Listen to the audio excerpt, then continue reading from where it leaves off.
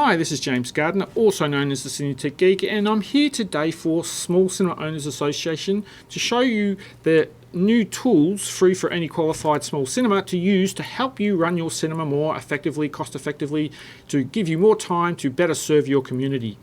Now, these tools are developed by digitAll, and I'm the principal developer and one of the directors of digitAll, and I've put a lot of effort into and put forth the trying to get these tools to be made available to other small cinemas because we believe here at digitAll that a rising tide lifts all boats, and that having these tools available to other small cinemas as well as developed for our own doesn't hurt us, doesn't really hurt anyone. It just improves the community, improves the culture of cinema. So I'm showing you these tools today to tell you, that what's coming. There's a few things here we'll be making available today. There's quite a few things still in development, and I'll mention a few of them now, but not all of them.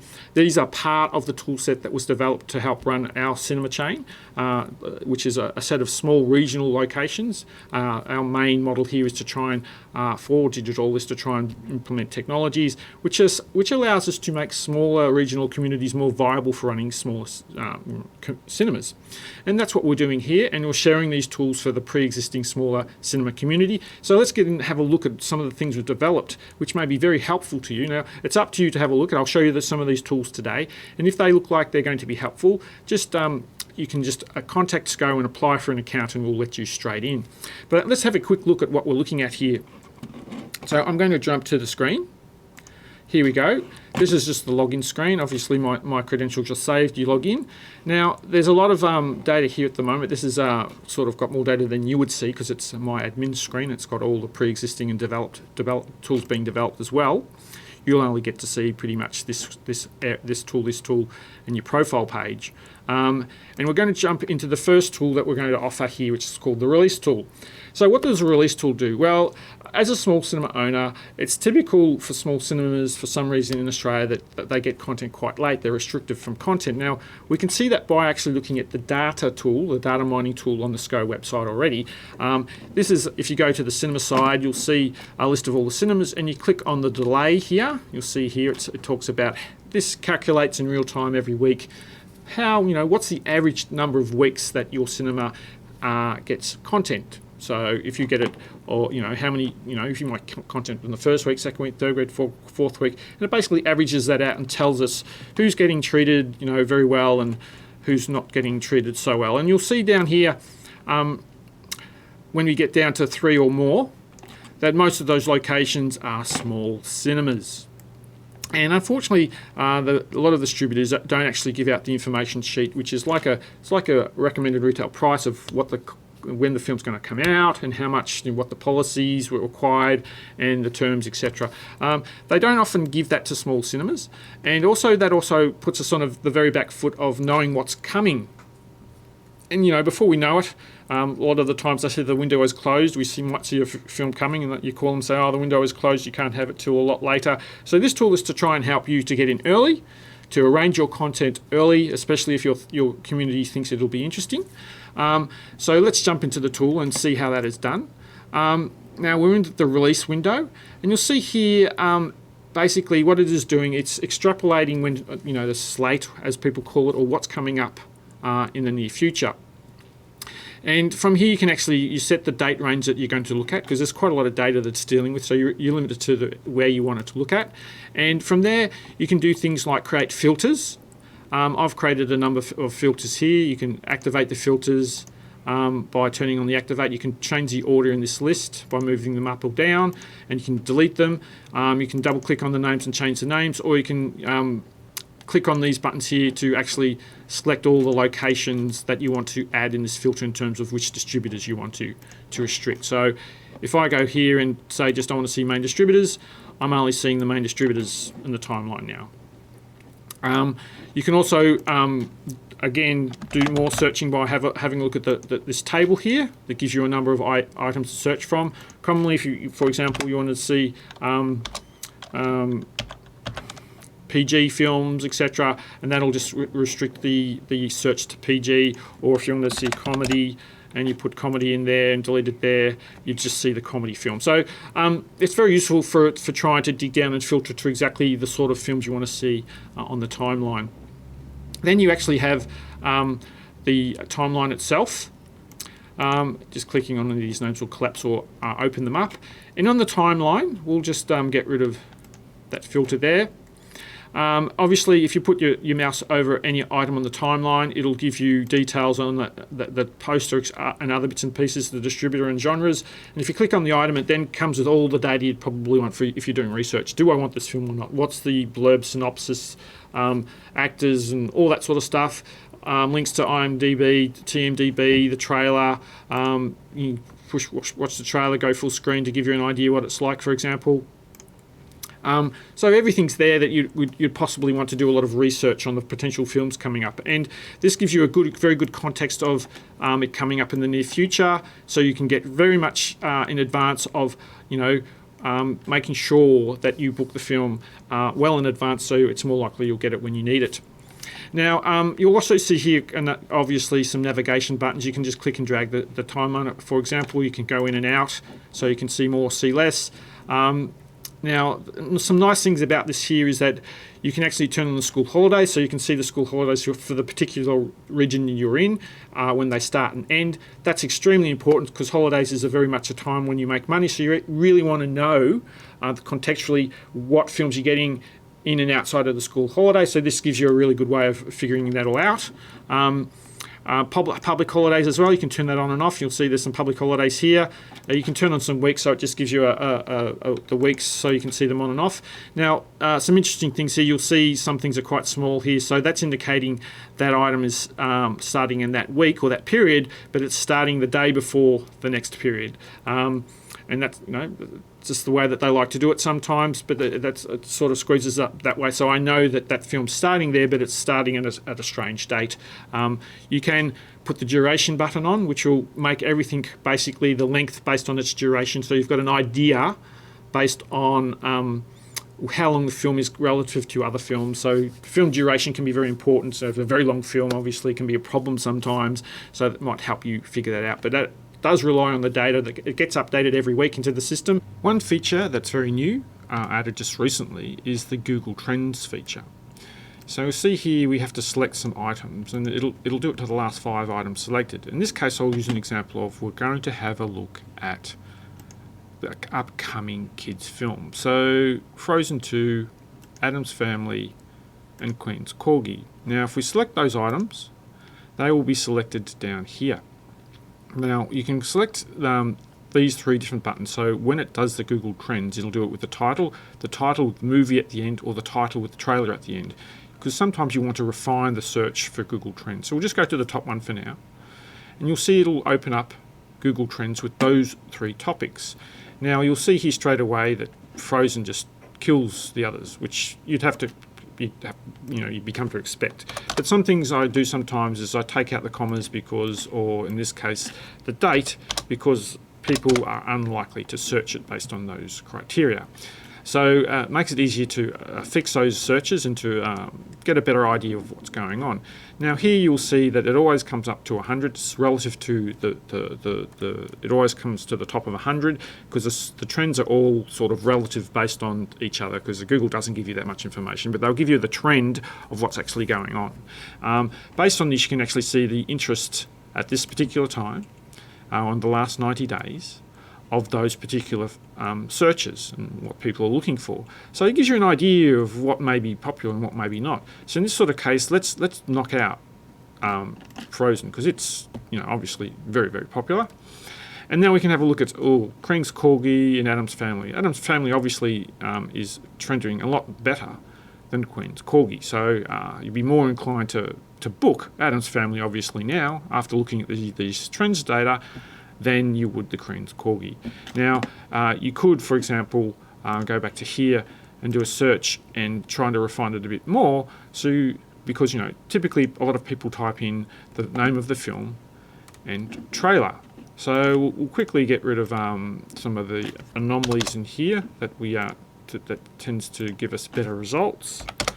And we'll have a look at what's going on now. So this is the sort of amount of time people are actually searching for the name of the film with the trailer on the end. Again, you can see that Frozen is really doing well. Addams Family is just popping up here, and we're not really getting a lot of Queen's Corgi at all. It gives you another sort of aspect of what people may be doing around in terms of how they're searching for films. And may help you decide what films you may want to take and may not take because you're not sure if it's going to be a good film or going to get a lot of traction or not. So that's a new feature. I call it the Google Trends feature to try and give you a better idea if you're sitting on the fence, if you want to take a film, or if you've got two films which are similar and you're not sure which one to get, it'll help you decide which ones to go for. So let's keep going. So as you go down, you'll see some other things. There's some indicators here. You'll see these little markers here on certain films, and that indicates that I've already put them in for, you'll see here it says that film has been confirmed. I've booked that film for some of my cinemas, so I can know what films I've booked already when I'm looking at the timeline to ensure that I'm not looking at something I've already looked at before. And you can, for example, if I turn off all the confirmed, those will be removed from the timeline so you don't see them if you want. Or if you can basically restrict if you see only things you've confirmed, see only things that you have an offer on, and other bits and pieces. Now that's in the next section. Obviously, if you do pick a film, for example, I haven't picked this one, for example, then you can create booking here. Now, when you create booking, the next part of the section, the create booking section, that's taking a lot of years to develop. There's a lot of IP, and I'm not going to be showing you that in this video. But to access that section, you will have to sign a non-disclosure agreement with DigitAll. But it is a very similar tool set, as you can see here, that gives you a visualization of what you've booked, who you've booked it with, and does all the thing. It does a very nice thing, which is I use all the time. It basically calculates out your commitment. So obviously, if you've booked certain films at certain dates and you've got to commit to play them so many times, a common problem is that you might run into an issue where you've overcommitted your screen. You can't actually fit the films on that you're actually wanting to get. This will automatically calculate that out for you. So if you're going to apply for a film, you can see if it's going to overcommit or not. And it also is very useful so you can visually see what you have ordered, when you need to play it, how many times you need to play it, and also keeps track of all the negotiations between you and the distributors, and does lots of nice little things like generates posters and little tables to easily figure out what the policy and all those sort of things are in your emails, and keeps track of it in a thread in your emails. It's very nice, and for really speeding up the negotiation with the distributors, but especially if you have to calculate when you're getting films and what the commitments are, and have you overcommitted and everything. You don't have to calculate that in your head anymore, or try and get your spreadsheets out. A lot of people get Excel spreadsheets to try and calculate that out, and it's quite difficult and usually very prone to error. This will do that all for you, making it very easy, so you don't have to do any of that. You just look at it. It really saves so much more time. When that tool was finished, it really saved me a lot of time when figuring out when to book films and what I had left, and especially when I do get a full slate and trying to fit in and go back to the studio. So I can only fit it in this much. My slate only has these holes left on it, and it'll calculate that out for you. It's very useful for that. So that's pretty much the tools that are coming to you today. So you've got the release tools, and for people who want to sign the NDA, you can actually get access to the booking tool, or the booking/offer tool as well.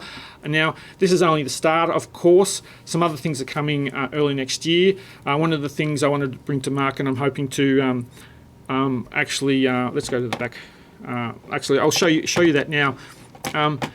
One of the things that saves me so much time, this is actually part of the back-end system for running the cinemas, and one of the tools in it is called KDM.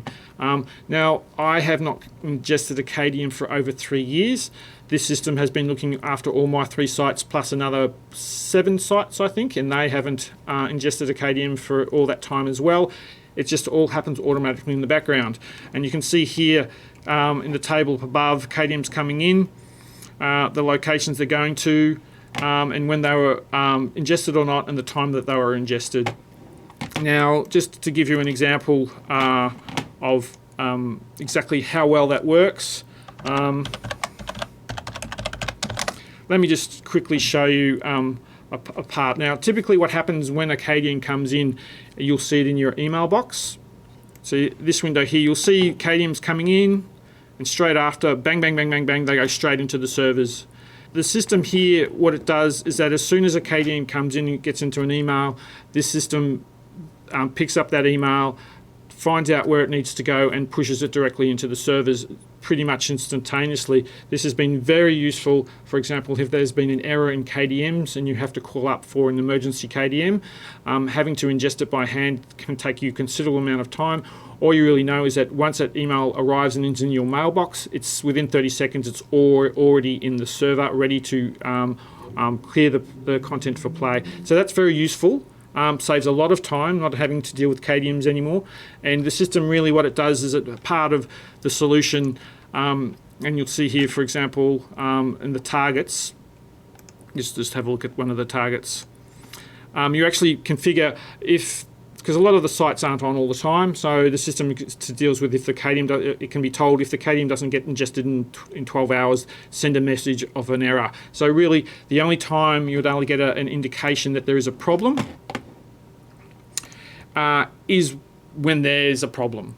Otherwise, if you don't get any warnings, you know everything is working. Obviously, that is a cost. You know, the amount of time that saves is incredible because you're not actually doing anything unless there is a problem. And so the system's really much revolves around doing that. And I'm hoping to bring this same feature set to the small cinema owners of Australia as well in the coming year. I'll be doing some coding on that over Christmas. And you know, so I'm really excited about that tool because it saves so much time for me, and I'm excited to bring that saving to you guys. Now, following on from that, the tool that will likely come after that one is the automatic poster solutions. We've already developed some automatic poster solutions for our cinemas. We're looking at refining it and making it more automated and expanding its capability. And in that, that is developed by digitAll. It's being developed in mind to allow also other small cinemas to jump on board and utilise the tool as well. So that's going to be very helpful. It'll do posters and trailers. Basically how it runs is that based on what you have booked in the booking system, the poster system will automatically start playing the posters on what you've booked. So once something is approved or confirmed, bang, it's on your posters.